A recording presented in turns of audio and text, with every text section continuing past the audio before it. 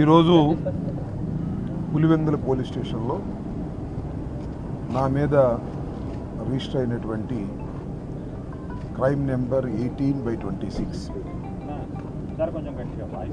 మంజుల భాస్కర్ సాయినాథ్ ఇచ్చినటువంటి రిపోర్టు మీద రిజిస్టర్ చేసినటువంటి కేసులో పోలీసు వారు నోటీస్ ఇచ్చారు, విచారణకు హాజరు కావాల్సిందిగా. దాని నిమిత్తం నేను ఇవాళ వచ్చి ఈ విచారణకు హాజరు కావటం జరిగింది. వారు అడిగిన ప్రశ్నలకు అన్నిటికీ సమాధానం చెప్పి కోఆపరేట్ చేయడం జరిగింది.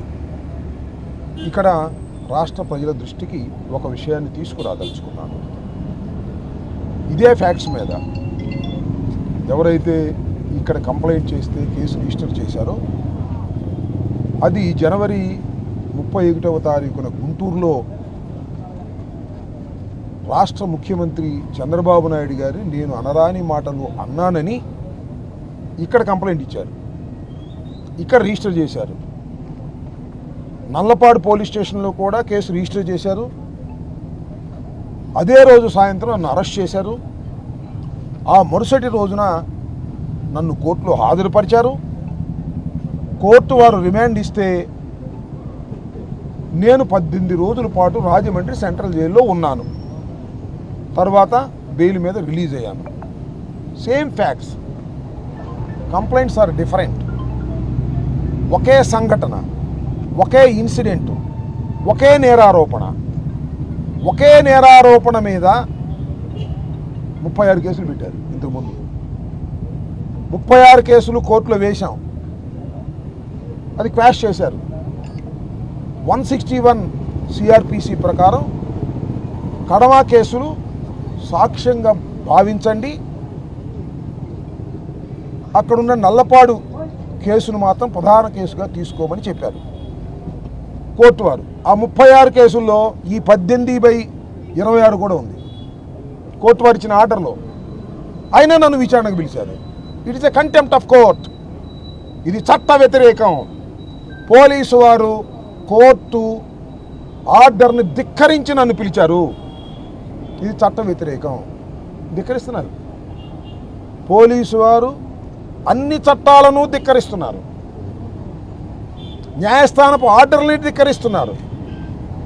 అయినా పోలీసు వారిని అని ఉపయోగం ఉంది. ఇక్కడ ఉన్నటువంటి పోలీసు వారిని, సిఐల్ని, ఎస్ఐల్ని, డిఎస్పీని కాదు అనవలసింది డీజీపీ గారు.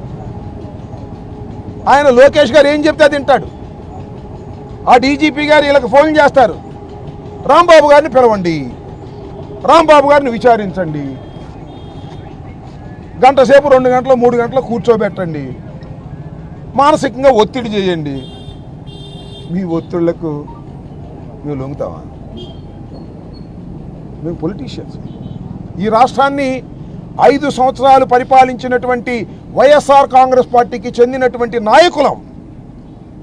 ప్రజాక్షేత్రంలో గెలిచి ఈ రాష్ట్రానికి మంత్రిగా చేసినటువంటి వ్యక్తిని నన్ను బెదిరించాలనుకుంటే ఏంది మీ పిచ్చి? కాకపోతే ఎంతమందిని చూసాం మేము, ఎన్ని కేసులు చూసాం మేము. అన్యాయంగా, అక్రమంగా,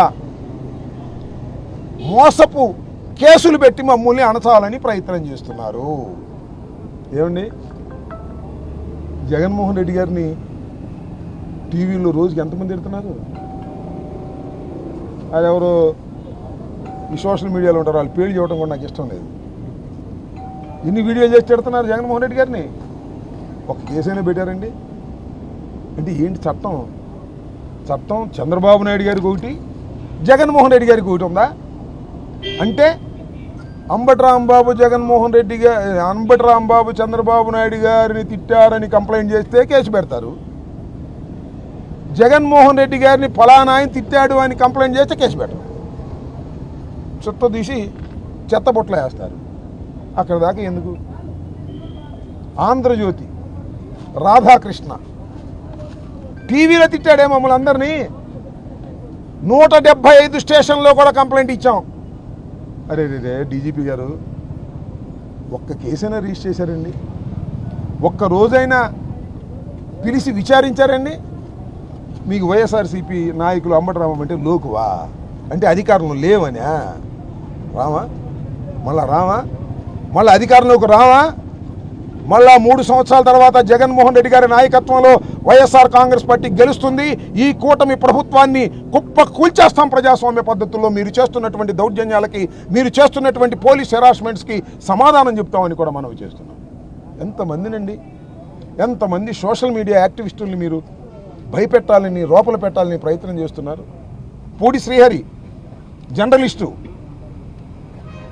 చిత్తూరులో అరెస్ట్ చేశారు. ఒకసారి కోర్టు వారి అరెస్ట్ తప్పు అని కొట్టేశారు. మళ్ళీ నిన్న అరెస్ట్ చేశారు, మళ్ళీ కొట్టేశారు. మళ్ళీ గుంటూరు పోలీసులు నోటీస్ ఇచ్చి గుంటూరు తీసుకెళ్తున్నారు సార్ పూడి శ్రీహరిని. ఏం చేస్తారే? గుంటూరు తీసుకెళ్ళి జైల్లో పెడతారు. ఉంటాం 4 రోజులు, అవసరం 100 రోజులు ఉంటాం. రామా బయటికి? అంటే మా సోషల్ మీడియా యాక్టివిస్టుల్ని, మా పార్టీలో పనిచేసే వారిని, సజ్జల భార్గవరెడ్డిని ఎన్నిసార్లు తిప్పుతున్నారండి? ఆ కుర్రోడిని ఏం చేశాడండి? ఏమైనా మర్డర్లు చేశాడా? ఏమైనా దొంగతనాలు చేశాడా? ఎన్ని చోట్లకి తిప్పుతున్నారు. పులివెందులు తీసుకొచ్చారు, ఇంకో చోట స్టేషన్ తీసుకెళ్లారు. ఆ కుర్రోడిని తిప్పిన కాడకి తిప్పుతా ఉన్నారే. ఏమిటిదంతా? అంటే వైఎస్ఆర్సీపీ నాయకులుగా ఉండటం తప్ప? మేము వైఎస్ఆర్సీపీలో ఉండటం తప్ప? మమ్మల్ని భయపెడతారా? భయపెట్టి మమ్మల్ని పంపించేస్తారా? పార్టీ నుంచి పోతామని తేలిగ్గా గుర్తుపెట్టుకోమని మనవి చేస్తున్నా. ముఖ్యంగా లోకేష్ డిఫాక్టో సీఎం, డీజీపీ పాపం ఈ చిన్న సిఐలు, డిఎస్పీలు వీళ్ళ గురించి నేను మాట్లాడదలుచుకోలేదు. వాళ్ళు ఏంటంటే పయ్యోళ్ళు ఏం చెప్తే అది చెప్తారు. ఇవాళ కేసు 18/26.